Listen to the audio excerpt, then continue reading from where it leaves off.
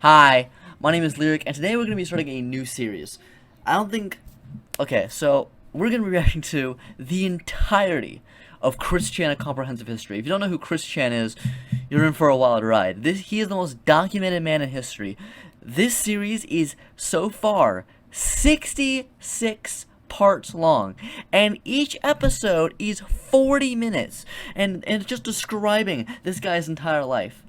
Of his entire life is the most documented part. You can literally say anything about his entire life, and we probably know the answer.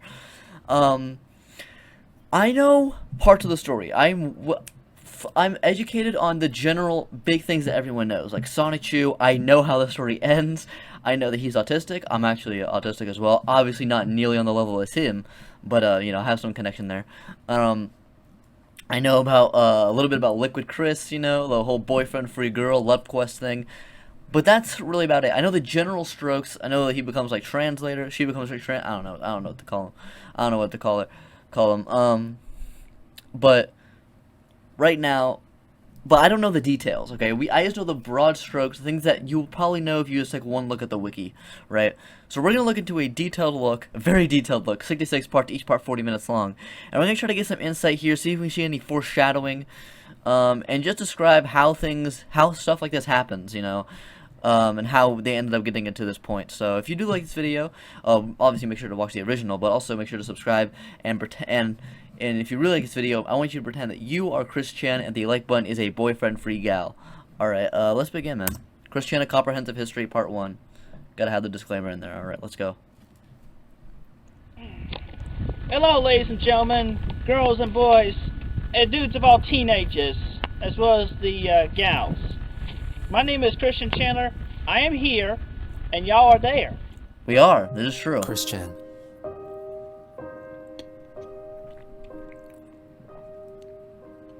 Arguably the most documented person in history. For real. It's true. His antics have been witnessed by millions, with many always keeping a close eye on him, waiting to see what he does next. Because all you do is make me feel sad and depressed.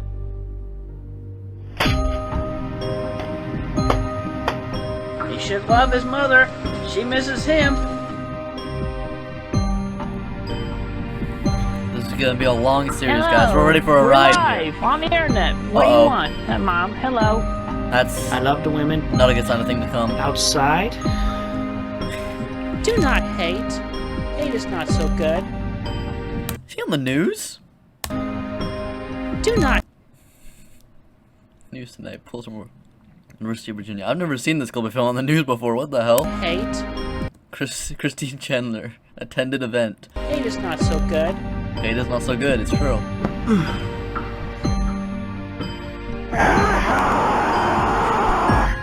Oh God. What are we in for?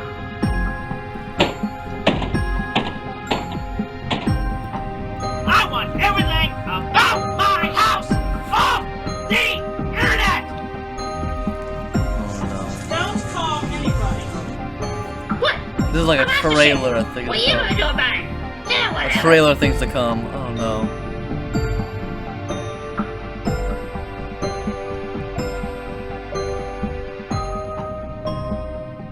What made him this way?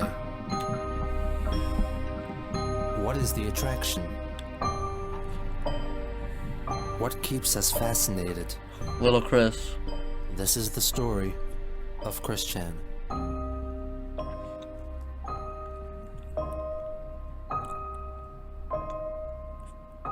Chris Chan: A Comprehensive History. Let's go. The beginning of a journey here.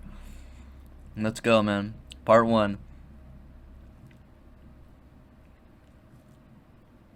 Christopher Weston Chandler was born on February 24th, 1982, in Charlottesville, Virginia, to parents Bob, aged 54, and Barbara, 40. That had to have something to do with his mental condition, right? Because, like, having parents that are, like, that old having kids, like, that typically doesn't end well. It's typically not good for development. Bob had worked in the engineering field for Western Electric and later General Electric. The family held Bob's life accomplishments very proudly, as he had at least 7 patents to his name, including mechanisms used Wow. in the production of Kleenex and molding of plastic water containers. Bob was very world-conscious and was an avid collector of stamps since a very young age. Later in life, he developed a love for music, especially foreign music. He eventually amassed a collection of over 10,000 vinyl records. He had a son and daughter from a Wow, previous that's marriage, a lot. the How do you listen to that relationships much? with whom were strained to say the least. Barbara was a secretary with Virginia Power. She had a habit of hoarding her belongings and was an emotionally abusive person, which convinced her then 17-year-old son, Cole Smithy, to seek independence and live life on his own. So when Chris came along, Bob and Barb got a chance to start anew. The new family started their new life in their humble Ruckersville home. Chris later claimed If you Google Ruckersville, Virginia, Christian is literally the first image that pops up. that at around 2 months of age, he uttered his first word, monkey. It didn't take long for the Monkey. parents to see that Chris wasn't quite like most other babies. Well, yeah, The his first word was signs monkey. of his autism could be witnessed in 1983. Despite his condition being congenital, he had stated that his autism was brought about by one particularly traumatic event when he was 18 months old. A babysitter named Roach, or Roach, would look after baby Christopher whenever his parents would go out in the evenings. One of these nights, Chris inadvertently infuriated her, and she locked him in a room filled with toys, in the dark, alone. This would prove so traumatic that he refused to speak for the next 6 years. Damn! Even though he sees this event as the source of all his troubles, he does not blame his parents for keeping Roach as his babysitter, for they did not know better. Despite living out his childhood as a mute, Chris was anything but quiet. He confessed later on in life that he screeched often and was very troublesome to his parents. In 1985, the Hammer household I don't doubt moved that into at the all. neighborhood. The Hammers and the Chandlers struck up a cordial relationship, which led to Chris forming a bond with the Hammer's daughter, Sarah. Looking back, Chris considered her to be his closest childhood friend, and that she greatly helped him with his autism.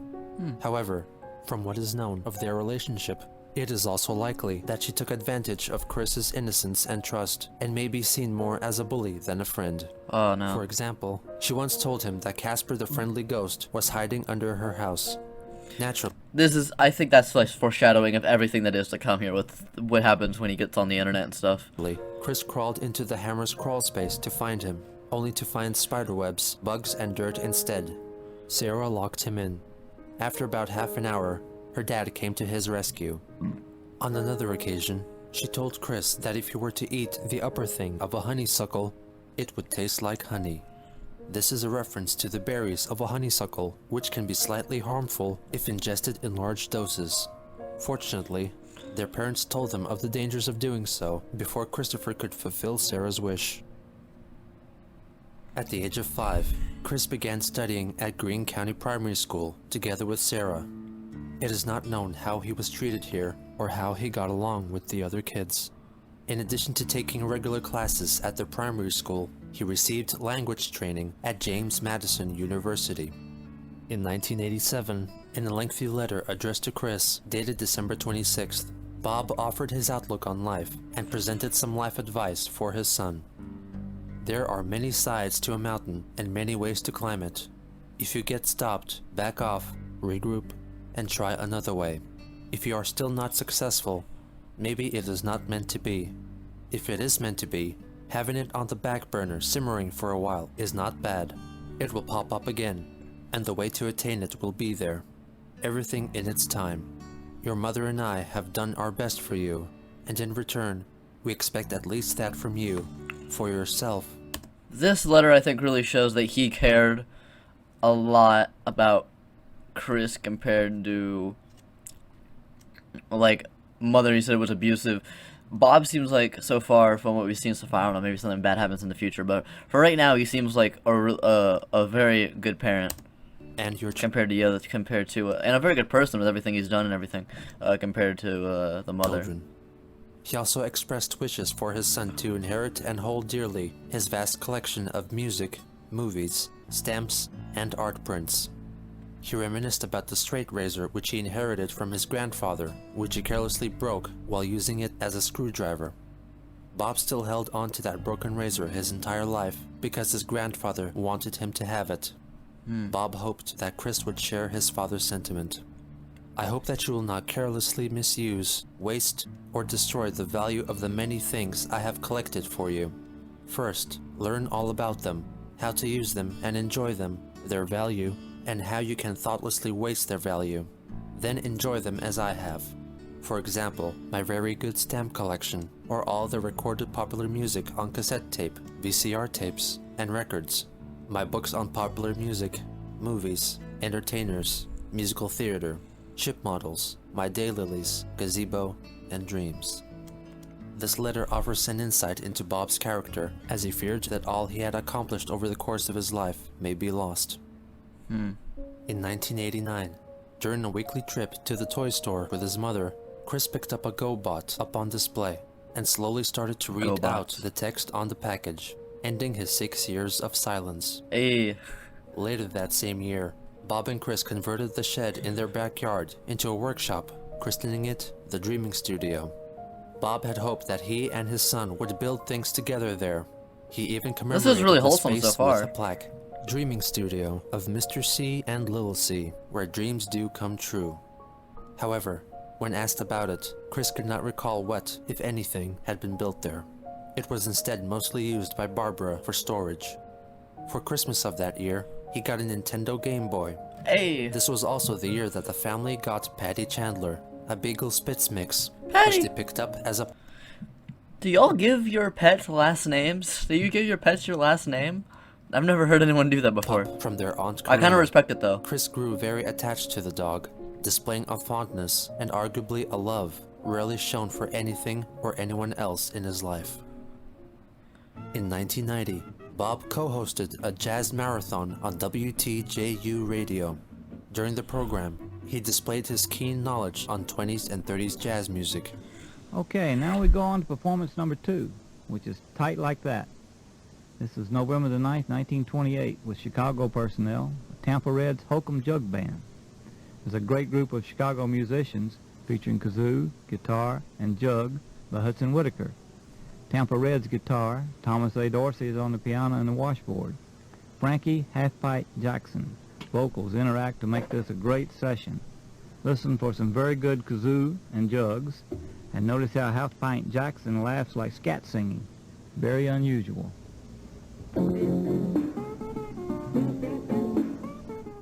1990 also marked the last year of Chris's tenure Here's him with the Sonic plush. Some foreshadowing of things to come. at Greene County Primary School. For his 4th grade studies, he transferred to Nathaniel Greene Elementary School. It was here where he allegedly had very distressing experiences. He asserts that the staff at the school didn't know how to handle autistic children and treated him cruelly. Chris contends that 5 members of staff abused him by pinning him down to the ground, holding his wrists and ankles, and audiotaping his cries. Whoa. Furthermore, he claimed that the principal forced him to sit on his lap and said offensive things to him. That's not But good. little Christopher resisted, and the advances never went further than that. The principal is also claimed to be gay, which Chris feels justifies his homophobia. I was abused by one. A homosexual principal at my elementary school slapped me on his lap, said some offensive things to me, and I felt uncomfortable. Even though Chris's accounts of the events could not be verified, it is also not unlikely that an event like this could have taken place. Though Chris never specified the reasoning behind their attacks, nor did he state whether him being restrained and being assaulted by the principal were separate or related events, it is possible that he may have been restrained and verbally abused as a form of disciplinary action, and even placed in a scream room, which was a fairly common school installation for dealing with autistic children up until the mid-1990s. Whatever events transpired, it forced Chris's parents to take him away from Nathaniel Greene Elementary School. To further things, they took the case to Greene County Court. After the school board threatened to take Chris out of mainstream education and instate him into a special needs school, the Chandlers dropped the case. For the remainder of the school year, he was homeschooled. It was around this tumultuous time that young Christopher had an uplifting experience that would change his Here we life. go, the Sonic again. During a shopping trip in Richmond, possibly in December 1992, but in other accounts he stated that it was 1989, he came across the Leonard Bernstein Symphony Orchestra, a show comprised of animatronic characters that is held around Christmas time at the Regency Square shopping mall. The conductor, Leonard Bernstein, is made to be fully interactive with his audience with the help of a human controller behind the scenes. On this blessed day, the turnout for the show was weak, so Chris got extra attention from the bear. When Leonard asked him his name, the person controlling the animatronic misheard it and answered back, calling him Christian. The boy took this as a profound sign and felt that he should be called Christian. His name, okay. So I think that he changes his name here from Christopher to Christian because it calls him that. I think I've heard that before. It's kind of foreshadowing. Doesn't he like I've seen like his letters from prison. Doesn't he claim now that he's like Jesus Christ or something? Or like something crazy like that. Please correct me if I'm wrong. But so his name being changed to Christian, kind of a bit of foreshadowing there. In order for Chris to continue with formal education, Bob and Chris moved to Chesterfield County, while Barbara remained in the family house in Ruckersville with Patty, so she could keep working. Christian enrolled in Providence Middle School in Richmond. He looked back fondly over his time here, giving special credit to his teacher Virginia Sanford. She was the most influential teacher in my life. During my years at Providence Middle School, she taught me better social skills, how to better cope with other people, bullies, and life. Nice. With a positive and fun tomboyish attitude, A good she ending, was a the teacher good ending. any child would be most proud to look up to and be taught by. He also forged a friendship with Natasha Turner, a girl a few years older than him. He lost romantic interest in her when he saw her smoking. They would often hang out together at the bus stop. He would sometimes give her money on behalf of his father for her friendship and attention. Chris would later realize that Natasha was, in a sense, a friend with benefits. She would stay with him and be friendly in exchange for a monetary reward from Bob. Bob knew that his son had little hope in forming true friendships otherwise. The Adventures of Sonic the Hedgehog, the cool new TV show, is on the air. In the fall of '93, Sega, the video I can see where they're coming from there, because like if your son is like autistic and has like very bad social skills, I can see how you would want to do that to like, you know, get him more involved and stuff. But at the same time, I can see that being traumatic for a kid, for you to have this friend and then later learn that they were just your friend because they were being paid to, you know. game developer held a watch and win sweepstakes contest in conjunction with their Adventures of Sonic the Hedgehog cartoon. The lucky winner would get a $1,000 shopping spree at KB Toys, and that winner was Chris. Christian is one of only about 100 winners nationally to receive $1,000 worth of Sega games and equipment. For his parents, it's just another example of how well this past fall, an example of how well he's doing. Christian is a high-functioning autistic child. This past fall, on his own initiative, he entered a contest based on a favorite cartoon character. What I had to do was exactly watch Sonic the Hedgehog cartoon. How is his voice deeper when he was a child than it is when he's an adult? That doesn't make any sense to me. And I'd listen to what Sonic says at the end of it and write it down for a whole week, and then I had to mail it in, and I had to be drawn out of a hat, and I just won. And Christian's father says it only takes a few hours for him to master an electronic game and then move on to another. I can't master any of them. That's it for now, and it's... This is the first of many competitions that he entered during his life, and has cemented itself as a likely key reinforcer to his future sense of entitlement. On December 29th, 1993, the Richmond Times-Dispatch published an article about Christian's magical encounter with Leonard Bernstein, entitled, "It Took a Talking Bear to Give the Name a Young Boy Loves." A newspaper The talking boy's about... father recounts the events of the day. Since this was early in the Christmas season, on a Thursday afternoon, the crowd was light. The conversation between Leonard and Christopher lasted about an hour. Christopher was spellbound. Something unusual happened during that conversation. When Leonard Bernstein, in a decidedly British accent, asked Christopher his name, the bear must have misunderstood what the boy replied. Leonard started calling our son Christian. What better name for the Christmas season? And the name stuck like glue.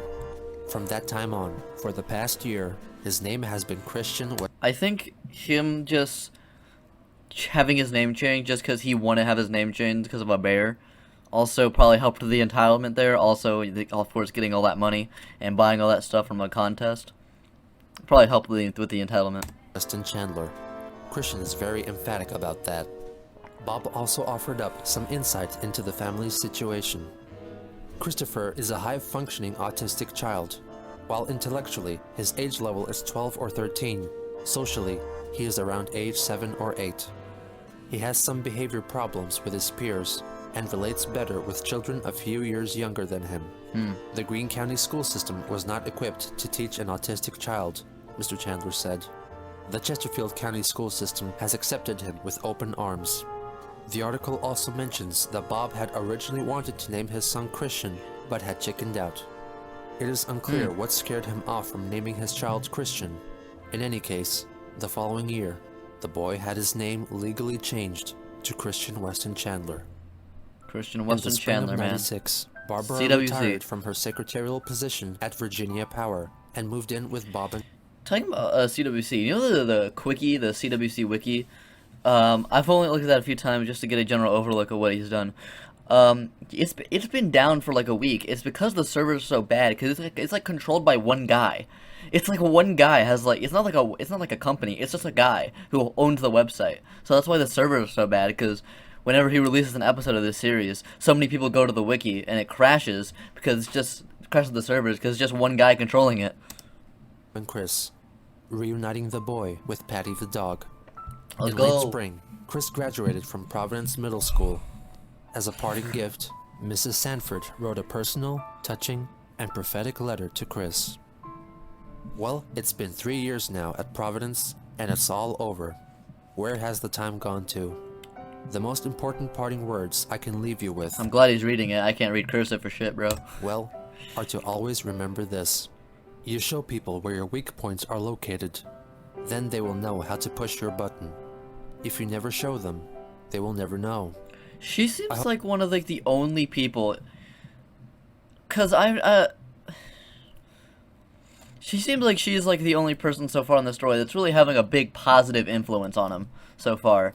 Maybe his dad as well, but yeah, she's really putting a real positive influence, which he's not gonna see much of later in the Hope you future. will have an enjoyable summer and come back to visit. Do your very best at Manchester, put your best foot forward, and treat others as you wish to be treated. Love, Mrs. Sanford. The Manchester in question happened to be Manchester High School, where, according to Christian, he spent the happiest years of his life. Hey, Over the course of 4 semesters, he studied Spanish, of which he has a very loose grasp.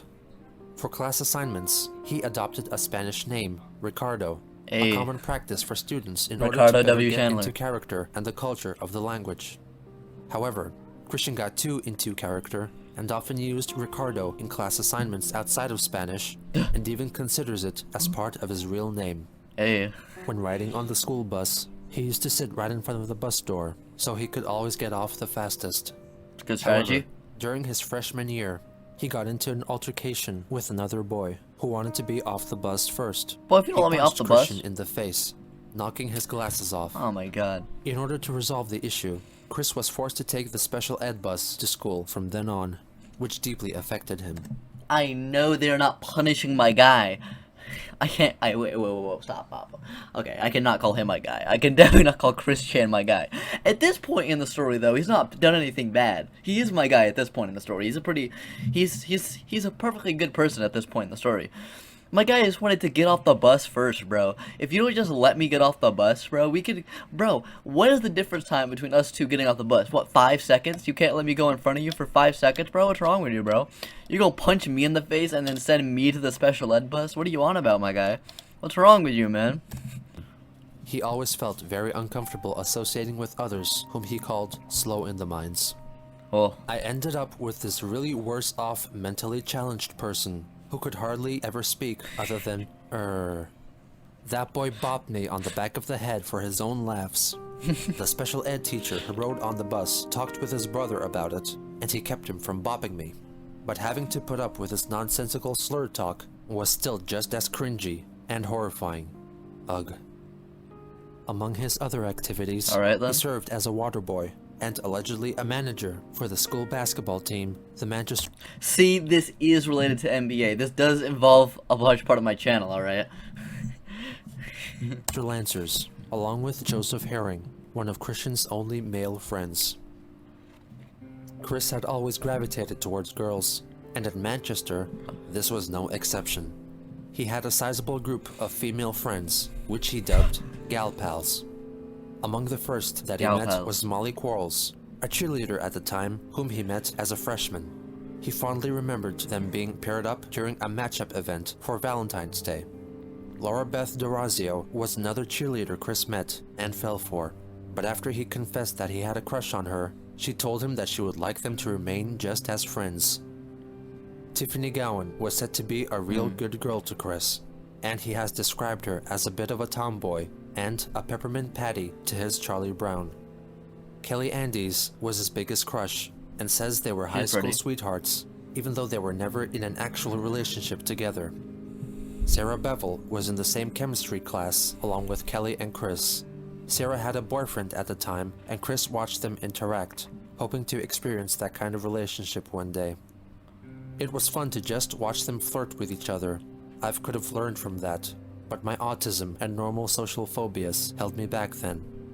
Miranda Mitchell was the big brain in his circle of friends and shared computer graphics class with Christian. His group of gal pals were possibly not genuinely interested in a friendship with Chris, but rather stayed with him out of pity or as protection. A later comment made by Chris suggests that the group had made an arrangement with Bob and or the principal of the high school. Ah, that does make sense. Concerning schoolwork, there is a wealth of information that has been attained which helps to refute his previous claims that he held an honor roll streak all throughout high school. For one of his assignments, he had to conduct an interview with his parents, offering some more information. How do they find this? This is... How do they find this, bro? How do you find just school papers from some guy's school? Like, how do you find this? How is this just something you do? Okay. About their life experiences. For the question, why did you choose to have children? They answered, it's nice to have kids. For what adjustments did you have to make after your first child arrived? They answered, laughter from 4 kids and 3 situations, referring to their troubled past marriages and estranged children. Interestingly, when asked about what has been the hardest part about parenting, the answer was, dealing with the school system. Damn. In another assignment concerning families, Chris inserted mathematical equations into his definitions, making them hard to read and understand. For example, he defined a nuclear family as a mother, father, and X is more than or equal to 1 child sharing the same household. He also described adoption as a right to raise a child who is biologically their own. Christian took part in a parenting exercise Something that really makes in which sense. he wore an empathy belly to simulate the feeling of being a pregnant woman. Alright. He wrote a report describing his Having a belly like a pregnant woman was a really awkward... This was on April 12th, 99. The Spurs were about to win the championship. Having a belly like a pregnant woman was a really awkward experience. While I wore the belly, I was walking like as if my legs were out of balance. Also, when I tried to get my pencil bag out of my backpack, the belly held me back by putting pressure on my left leg. Luckily, my arms were long, but if they were any shorter, I would have had a real problem to reach the pencil bag. And when I laid on the floor and tried to get up, the gravity made my belly put pressure on me, and it made me fall on my right side. Finally, while I was sitting in a chair, the belly made it uncomfortable for me to cross my legs, and while my legs were separated, it put pressure on my private part, which gave me a strange, weird feeling. So it was quite an experience while I had a belly like a pregnant woman. Good insight, Chris. Good insight. experience. Having a belly like a pregnant woman was Oh, really an awkward experience. I just read it. Okay. Well, we'll skip past you reading it. I just read it, my guy. I just read it. Wait, hold on, go back. He wrote an essay about Japan's involvement in World War II. Okay, let me go back to see if he said anything. He wrote an essay Okay, about yeah. Japan's involvement in World War II. It should be noted that he addressed himself Ricardo. as Ricardo W. Chandler, with Christian placed in parentheses. Ingalls, you and related to wrote Joe? English in Spanish. May 5th, The teacher 99. justly corrected this. According to Chris, the war was a very tragic event, with guns, insults, and yuck. He continues. The Japanese and Americans had deemed glowering at each other like boxers from opposite corners of a 5,000-mile ring, waiting for the bout to begin. So, the US and Japan really wanted to get it on. He also quoted that Don't even- President Woodrow Wilson tried to get May have Japan worded that to well. withdraw from Shandong. Phrasing? Christian's essay. What? President Woodrow Wilson tried to get Japan to withdraw from Shandong. Christian's essay ended up being a mishmash of events of both world wars. In addition, he referenced He got several confused. books, however all of his findings could be found within the first 8 pages. The teacher commented, That's funny. Restate thesis. There is a page titled Warm Fuzzies for Christian W. Chandler, which most likely was a class activity in which the students wrote nice things to each other in order to promote acceptance. The messages left for Chris read very bland. Like your such clothes? as, I mean, he has that "I striped like your shirt." clothes. Is a very funny and nice person. Okay. Funny. You are a nice person. Nice watch. You tell great jokes. And you tell fun jokes. But perhaps the most baffling piece of writing that there is on record is his 13 lucky writing tips, an assignment for English class, in which he switches 4 tips in to what most closely resembles Spanish. In any case, What most it is closely little more resembles. than unintelligible garble. Use standard written English. Makes sense. Do not use contractions in formal This man just put first step, use standard written English, and then midway through switch to Spanish. writing. You must have a thesis statement in each essay. The thesis statement es el finale estance de introductori paragrafe. Tu escribes de literature. El thesis incluye el llama de author y llama de work. Los paragraphs soporte y relate que el thesis. Los paragraphs tienes el I don't know Spanish, but I'm imagining what he's saying right now. Almost makes no sense. topic estancias hablan el unifying concepto de el paragraph. Los details support y relate a el topic estance de paragraph. Necesitas los adecuate soporte details. Escribe el literature el presente tense. Necesitas tres muchacho mirar de puente. Necesitas creas muy bien tu escribes creas sense y es muy logical. Cheques tu escribir muy carefully. From the school report, it can be seen What's his grades here? Got 250s on the note cards, bruh. You got an 84. You got a 20 on vocabulary, Chris. Let me see. We got 23 on Pride and Prejudice. All right. that he failed all but 2 of his 14 assignments, earning a D+ for the year. Hey, that's passing, man. That's At passing. age 16, Chris wrote a poem entitled Song of Christian for his class, loosely based on Walt Whitman's Song of Myself. He decided to record his creation for posterity in video form. The video itself is poorly lit, but there isn't much to see anyway. I hear America singing as I sing of myself, and you experience as I experience. The problems of yourself are my problems. These are the young singing cries of happiness. The children's song is song of laughter. At age 6 weeks, You need I some bars, sang man. this song of laughter. Then at 1.5 years of age, the Lord clicked the mute button on me. My song that I sing, although I talk well, my pure relationship is love. This and isn't my a bad poem, loneliness you know. Is off the scale. Anyway, that's my poem. Beyond just reciting the poem, he pretends to be the enthusiastic host of the Christian Chandler Show. Not a bad poem. Welcome, ladies and gentlemen, to the Christian Chandler Show. Where you get lots of laughs and all that neat old stuff. You know, You know what that reminds me of? It kind of reminds me of the Truman Show. So this is like the first video he did of him recording himself, right? And he starts it off by going, "Welcome, ladies and gentlemen, to the Christian Chandler Show." Which kind of reminds me of the Truman Show, which is really weird because if you think about it, when I'm thinking about it, his life really is the closest thing to a real Truman Show that exists. Of like us just knowing everything about his life and all the events that have taken place, and we're kind of watching it like a movie when it is just some guy's life. And for him to start it off with him going, "Welcome everyone to the Christian Chandler Show," that's kind of weird. That's honestly really creepy. Thinking about it, that honestly gives me chills. Thinking about what would happen later, how his life would really become the Truman Show, and him starting off with "Welcome to the Christian Chandler Show." Here he is, the host with the most, Christian Chandler.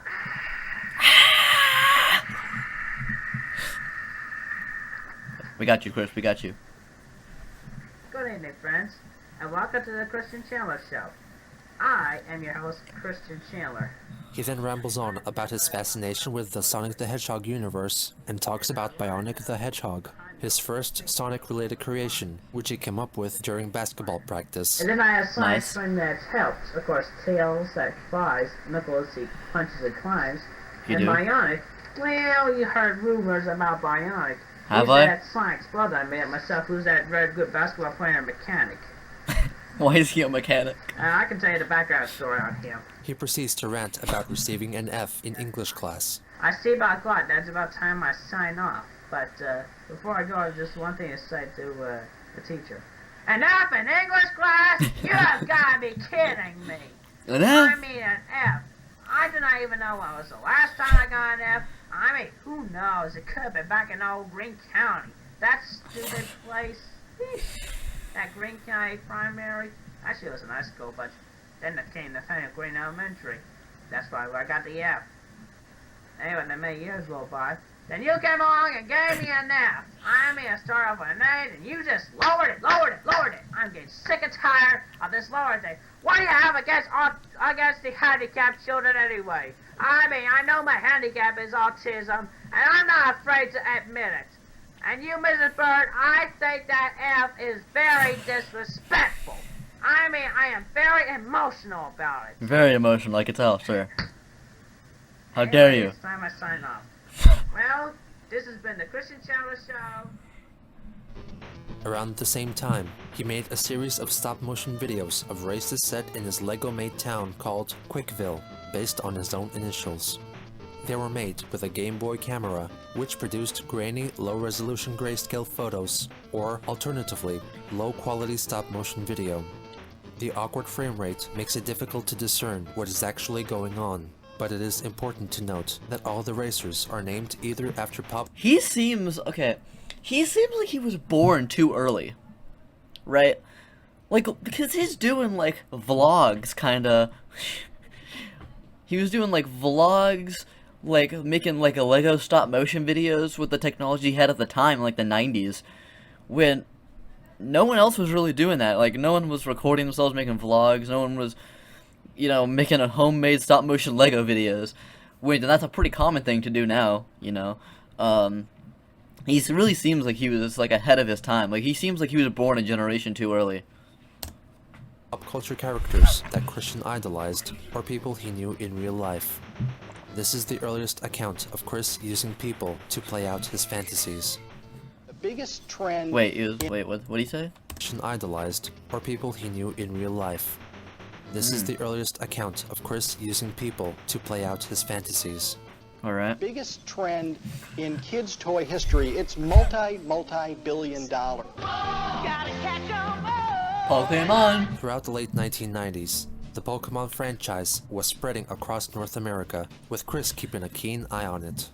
He began playing the trading card game and included illustrations of Pokemon characters in his Spanish homework. He also wrote a lengthy essay detailing How the Pokemon came into our Pokeballs, with which his teacher was very pleased. The year 1999 marked the birth of his wall of originals.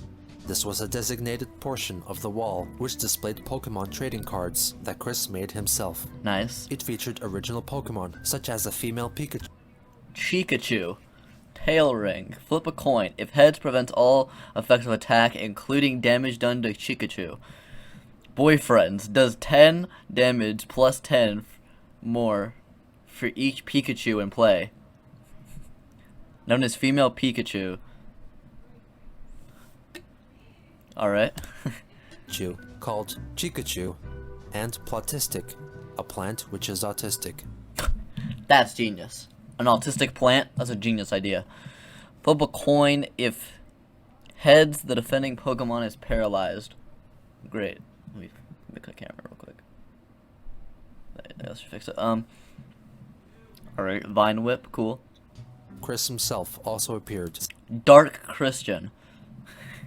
When you play Dark Christian in your hand, ask your opponent if she loves Harry Potter more than Pokemon. If she says or hints towards yes, his or her active Pokemon becomes knocked out. Pokemon Revive. If you have space on your bench, put a basic Pokemon from your discard pile into the bench. This attack's effects will not work if the bench is full, but either way the attack is still damaged. Christian says kill Harry Potter, revive Pokemon. Alright then. Several times. He's 5'9". His fascination grew to a point that he would dress up as the Pokemon character Ash Ketchum out in public.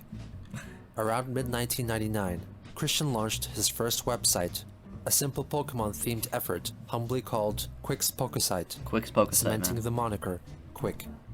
It was soon replaced by Quick's Pokesite 2 with a new logo designed by Miranda. The sequel. He updated it with personal and Pokemon-related news semi-regularly for the next year and a half.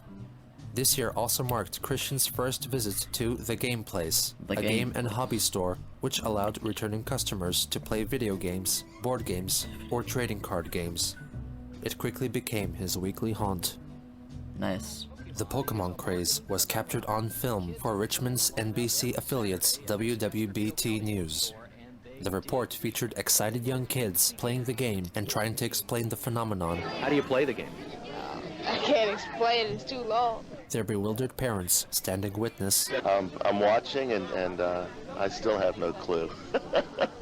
And a 17-year-old Chris in action. I'll put out my Dragonair, even though it has 60 damage on it. Oh boy. And now it has 3 energy on it.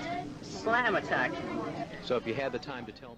To commemorate Valentine's Day of the year 2000, Christian wrote a Valentine's Day hymn, a free verse effort in which he reveals that he holds very traditional views on courtship and the predetermined rules of etiquette for men and women. On a date, the man could not pay the bill, so his date slammed her door in his face. The man's coat over a puddle, the maiden walks. Then the man trips and pays the laundry bill. Under the moonlight, the couples of the world kiss. But unfortunately for a few, they are interrupted by their parents. He uploaded it onto his website. Or him, or whatever. 10 days later, Chris celebrated his 18th birthday, a date which he held in the highest regard. Among the guests in attendance... Isn't it crazy that we're in the first part of the documentary and he's already older than me? Like, his first 18 years of his life are the ones that's least documented, and yet we know so much that you would never know about any person. Which is insane. Cause think about it, the next 65 parts are all as him as an adult. Like, his childhood and teenage years were all covered in just one part. That's nuts. Were a handful of Christian's gal pals and his half-brother Cole. Nearly 3 years after the fact, he reminisced about the event. I will never forget my 18th birthday party. It was the best of the rest. The weekend before my real birthday, my mother and I prepared for the party I was going to host that day. We hung balloons and streamers, and we laid refreshments on the table. At the door was 4 of my high school amigas, and one of them brought a friend. We ate pepperoni pizza and drank Pepsi. Hey, it was great. It's a good night. As mother lit the candles, I was filling up with ecstasy. After I blew the candles, I was presented with talking about the drug for a second. Jawbreaker from Kelly, an R.L. Stein novel from Sarah, a plain with stickers from Miranda, and a rabbit doll with jelly beans from Tiffany. Okay, some good birthday presents, man. We watched Good Burger and had fun. After they left, it was done. What did I wish for?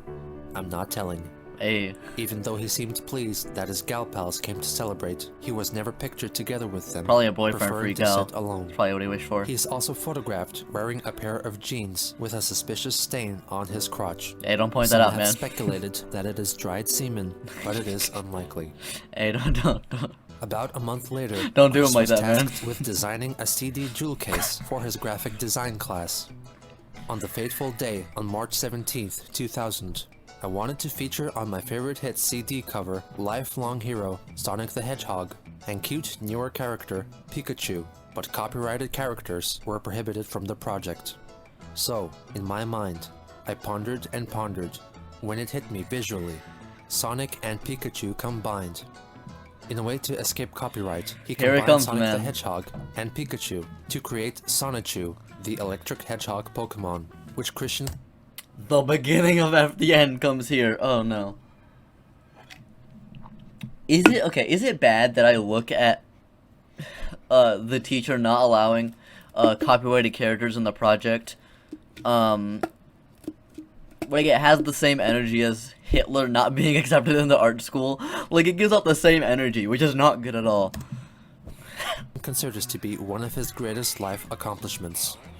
The CD tracklist itself consists of Pokemon, Sonic, and Mario-related music, with intermittent appearances of old-time jazz from artists such as Frank Sinatra and Bing Crosby, That is undoubtedly an influence from his father. Yeah. Another month later, Chris had to document a week of his life for a school project. The result was A Week with Christian W. Chandler, a self-documentary, which detailed the events of his life from April 29th to May 5th, 2000. The front cover features a blurry photo of Chris and Patty, with a discolored, ghostly Sonic below. He writes it in the third person, as if followed by a documentary crew. On April That's cool. 29th, he visits Books A Million to participate in the Pokemon Trading Card Game League. Afterwards, he enters a costume contest, and since he wore his regular Ash Ketchum outfit, he wins and receives a cool t-shirt as a reward. The following day, he talks about packing and moving things from their home in Richmond to their old house in Ruckersville. The next day, he goes to high school. He uses a tripod to help take pictures of himself. During class, Mr. Goss discussed the difference between Shakespeare's world and the real world of today. Christian rested his eyes after Mr. Goss's discussion and before the bell rang. Next, he had trigonometry.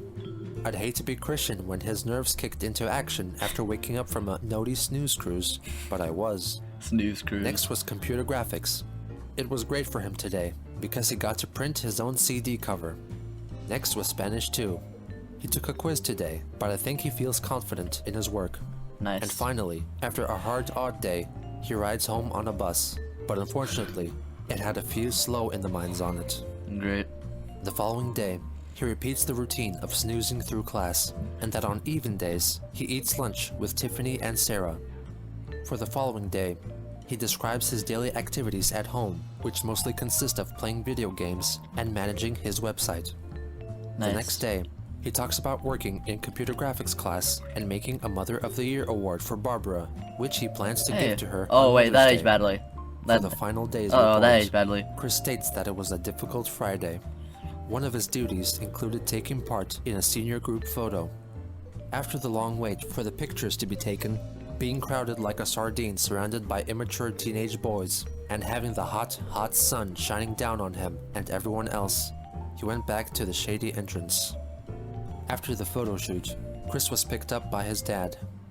And that concludes our week-long documentary of A Week with Christian W. Chandler, the autistic boy that has made it this far. The story's really Close wholesome so far, parentheses. actually. It's mostly really wholesome so far, Chris you know. wouldn't pass up an opportunity to go to the senior prom, so he did, bringing his mother along as a date. Even though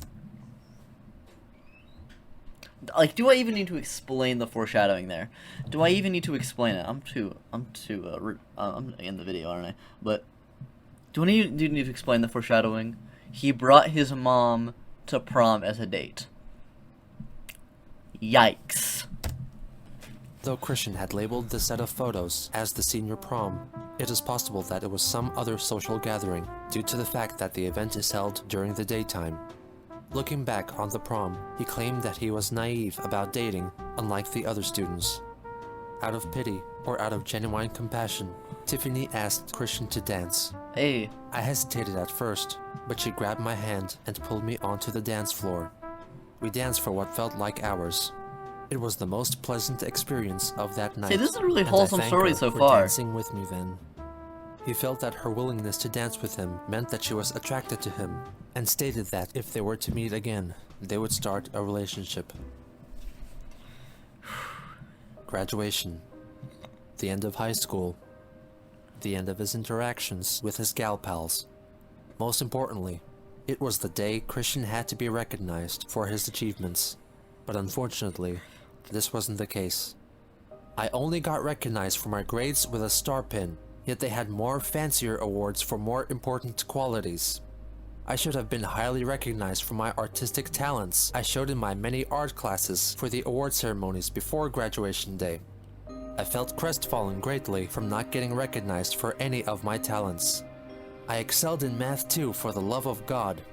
I was so jealous. I was a high-functioning autistic boy who came way beyond out of his social shell, only to get zilch, nada, zip, a big Zilch, fat zero. nada, zip. I felt so devastated and out of sync. As a result of his heartbreak, he only went up on stage to receive his diploma without looking at anyone's face nor shaking anyone's hand. After the ceremony was over, he found himself an unoccupied table, sat by it, and cried. Eventually, his mother and later Tiffany came to console him. His father would look back on this event with shame and anger for years to come. Christian's time at high school is still thought of fondly by him, recalling his sweet memories of creating artistic projects for class and frequently hanging out with his gal pals, all of which were abruptly ended with that gloomy, rainy graduation. But with the end of high school came the promise of a new world in college, a chance for new friends, new experiences, and the first steps to a brighter future.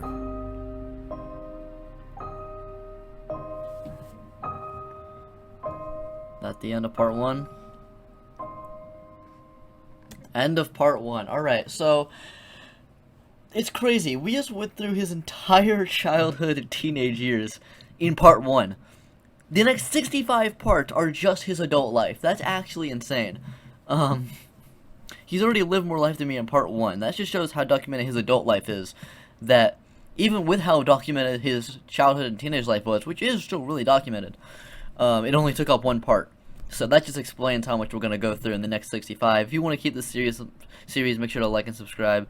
And, yeah, goodbye.